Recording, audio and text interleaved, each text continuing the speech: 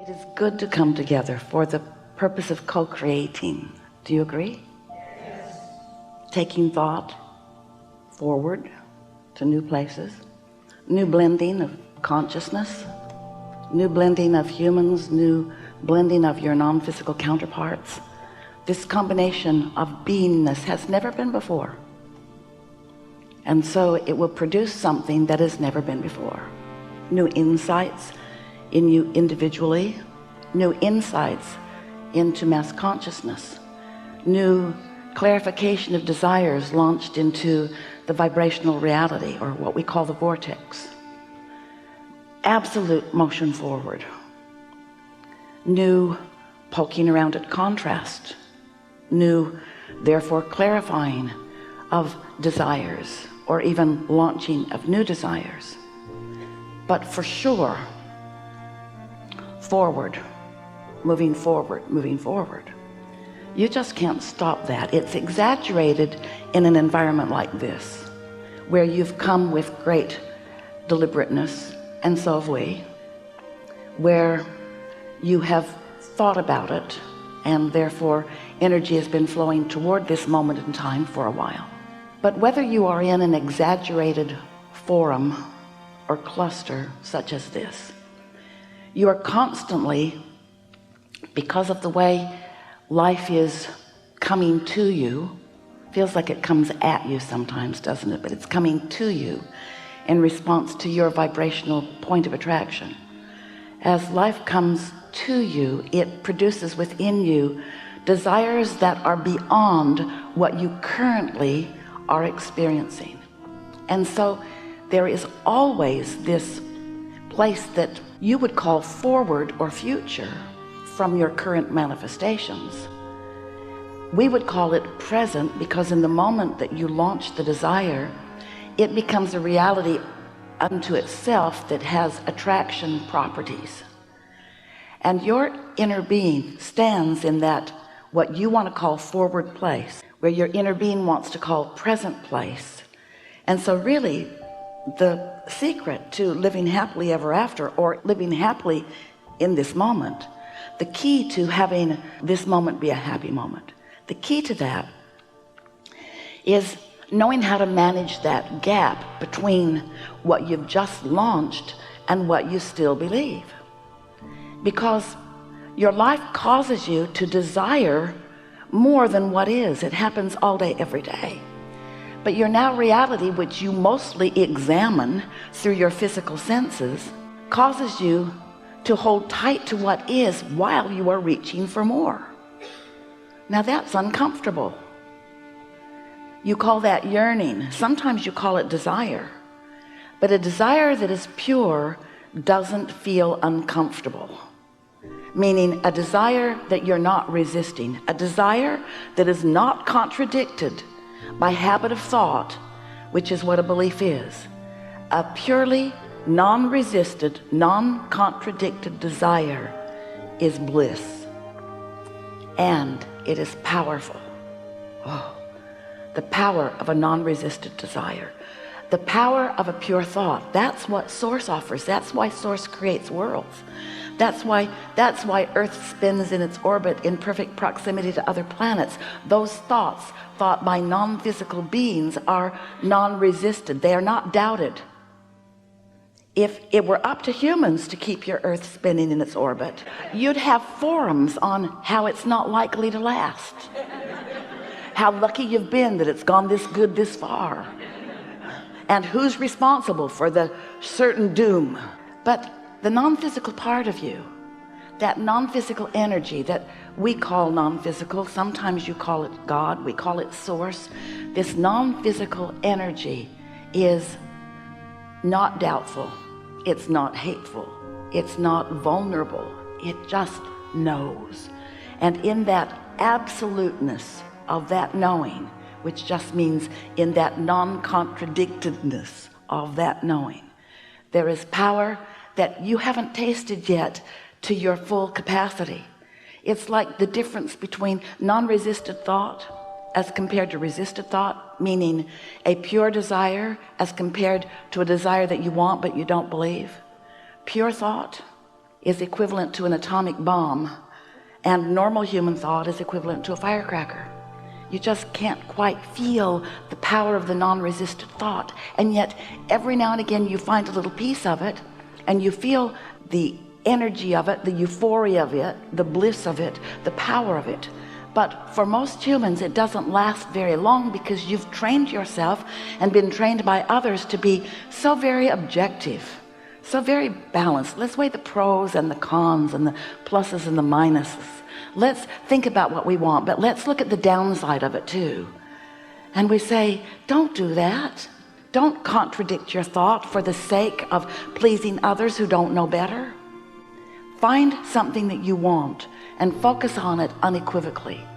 And as you look around at others like you who are creating their own reality, and you see someone who is particularly, apparently, masterful at it, in that they've accomplished a lot, they are masters in their art or masters in their science or blissful in their world, and as you get up close enough that you get to hear them or know them, you will notice these things about them. They speak of what they want, but they don't talk against it. They don't talk against their own desires. Jerry wrote a paper, Esther's Jerry, dearly departed, dearly not departed, but partly departed. Part of him departed, most of him still here. It's hard to explain. He croaked. He wrote a paper some years ago entitled, "Keep Your Ideas to Yourself Until They Are Fully Developed," because he watched so many people who he was counseling in financial matters who would have a desire and they would speak it to those around them who didn't believe in them, who didn't believe in success at all, perhaps. But people are so quick to warn each other about pitfalls, and that's contradicted thought. People are so quick to look for the downside of things. That's contradicted thought.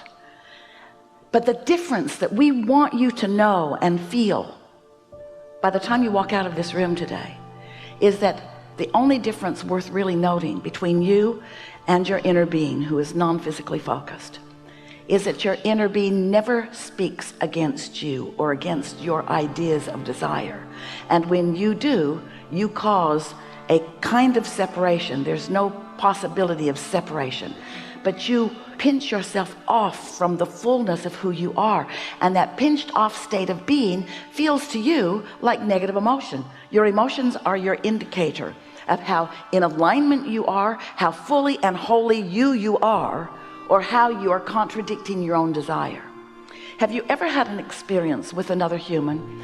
Usually they're related to you in some way, or married to you, or working with you, or living next door, or complete strangers, and you are having a conversation with them about something that you believe deeply in, and they believe deeply in it too, they just don't agree with you.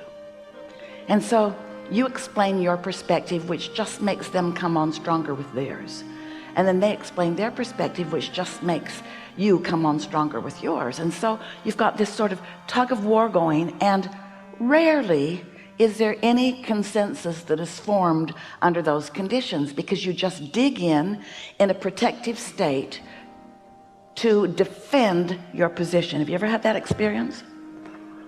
Children? What we want you to realize is that those two perspectives are present within you, singularly, individually, you, every day, when you have a desire that you don't believe. I want more money, but I've never had enough money. I don't know anybody that really has enough money. My parents didn't have enough money. And while that is factually accurate, it doesn't need to remain that way. But the reason it does remain that way is because when you keep that vibration active as a belief, then your desire can't get far out ahead of it. And this is the thing, this is the premise that we want you to begin with today. We want you to listen to what we say next and try to get your thoughts around this, because as you accept this progression of your evolution, as you hear this simple premise that we're going to put forward right here. Everything else will be easy for you from now on as you are creating your own reality. So here's the premise. You came from non-physical, but not all of you came. And in this physical body, you have a role to play in the co-creation between you and your non-physical counterpart. You said, I'll be on the leading, not bleeding, leading edge. I'll explore contrast, and I will come to my own personal conclusions of what I would prefer beyond what is. And your inner being said, and when you do that, we will accept from you the essence of what you are asking for, and we will hold it in a non-resistant state while you find a way of bringing your beliefs to match it. In other words, if you lived in a time and a space where there was not enough food, and starvation is what was happening all around you, and your desire for abundance of food, not just for your belly, but for the bellies of those you love, for the bellies of those that you don't even know, you and however many of you that are having the experience, usually millions, are launching rockets of desires, and all of your inner beings are receiving those requests and holding purely that thought of abundance of food. But the reality of your starvation in your human form keeps you from believing that, keeps you from accepting that, because what is so powerfully witnessed by you. And you would feel like a fool to pretend abundance when it isn't evident around you. And so your now reality keeps you in starvation mode, starvation of relationships, or starvation of clarity, starvation of abundance of all manner, because what is, in terms of what you're seeing and hearing and smelling and tasting and touching, feels so real to you. And we want you to accept that while that is a reality, there is a vibrational reality that is the beginning of all things that are coming. And so these are the words that we want you to capture here, that we want you to focus with us upon. Get out ahead of it. Get out ahead of it. Now, what do we mean by that? So you know what you don't want, you know what you do want. Your desire got out ahead of your belief. It got out ahead of it. In fact, it got so out ahead of it, atomic bomb compared to firecracker kind of ratio. It got so far out ahead of it that source and that which you call God and all manner of that which is goodness, all non-physical, is focused with you on your new out ahead of it desire. Out ahead of it. Now, you could translate that literally, out ahead of it, meaning it hasn't manifested yet.